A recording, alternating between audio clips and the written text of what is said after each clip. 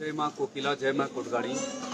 आज मैं, मेरी धर्मपत्नी और हमारे साथी लोग हम कोटगाड़ी माँ के प्रांगण में आए हैं और गुहार लगाने आए हैं कि जो अन्याय 25 तारीख को मतगणना स्थल में हुआ है उसका न्याय हम मांगने यहाँ पे आए हैं।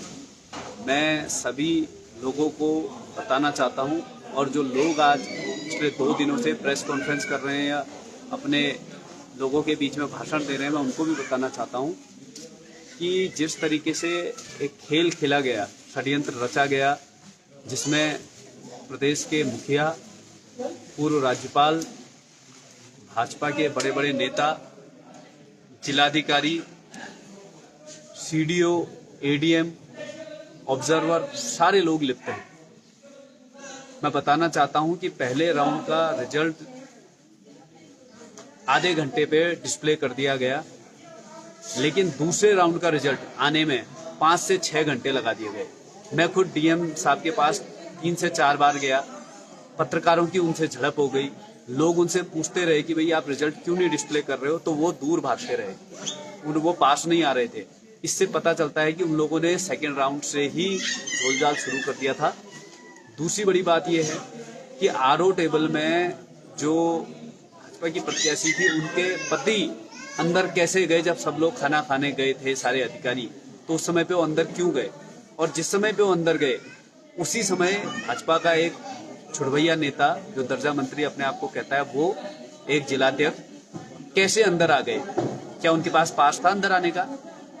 डीएम, सीडीओ, एडीएम ये बताएं कि वो अंदर कैसे आए। क्या वो मतगणना अभिकर्ता थे? वो अंदर आए, उसके बाद उन्होंने वहां पे जो एक प्लांटेड जो उनका प्री प्लानिंग थी वो की, ताकि लोगों का ध्यान वहां पे भटके और उन लोगों ने गड़बड़ शुरू कर दी।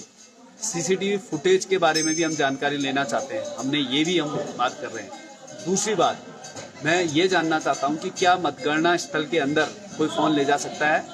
जब सारे लोगों को फोन मना था तो डीएम और सीडीओ बार बार किससे बात कर रहे थे? और डीएम साहब जो कह रहे हैं वो तीसरे राउंड के बाद गायब हो गए थे, ऑब्जर्वर गायब हो गए थे, सीडीओ बार बार किसी से फोन कर रहे थे और छुप के वो बात कर रहे थे, और अपने ही फोन से, मैं ये पूछना चाहता हूं कि वो आईएएस हैं और वो अपने फोन से बार बार एडीएम को बुला के बात करा रहे थे, ऑब्जर्वर को उन्होंने अपने फोन से बात कराई। तो वो फोन किसका था? कौन वो वीआईपी था? कौन वो मंत्री था? या किसके दबाव पे इन्होंने किया? ये भी हम जानना चाह रहे हैं। आपकी कॉल डिटेल्स निकालने के लिए भी हम सुप्रीम कोर्ट में अपील कर रहे हैं। और जो आप लोग जानकारी नहीं दे रहे हैं, कल दिन भर हमारे लोग आपसे सूचना मांग रहे थे, आप वहां से ऑफिस से भागे थे, ये बताता है कि आप लोगों ने चोरी की है।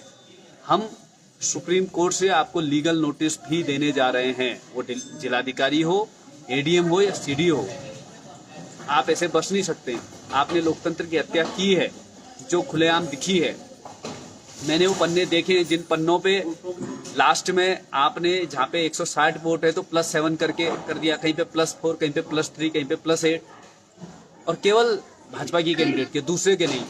ये खेल आप लोगों ने जो आरओ टेबल में रचा है, उस खेल का पर्दाफाश होगा, ये मैं आपको बता रहा हूँ। और पर्दाफाश कोर्ट तो करेगी, लेकिन मैं देवभूमि का रहने वाला हूँ और देवभूमि में माँ और देवों को पूजा जाता है। और कोटगाड़ी माँ के आज प्रांगण में आया हूँ।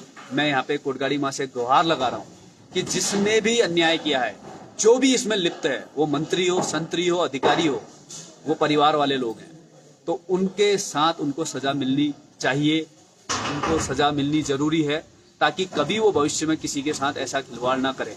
मैं माँ से गुहार लगा रहा हूँ, मैं माँ से प्रार्थना कर रहा हूँ। हम दोनों यहाँ पे आए हैं, हमारे साथ अन्य लोग आए हैं।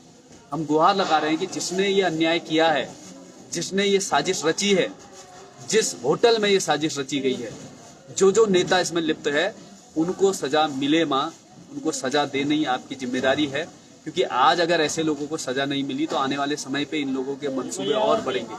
तो मैं माँ से यही मेरी विनती है कि आप ऐसे लोगों को सजा दो और मेरे साथ न्याय करो, मेरे साथ आप न्याय करो। जिस न्याय की गुहार लेके मैं यहाँ आया हूँ, वो न्याय करो।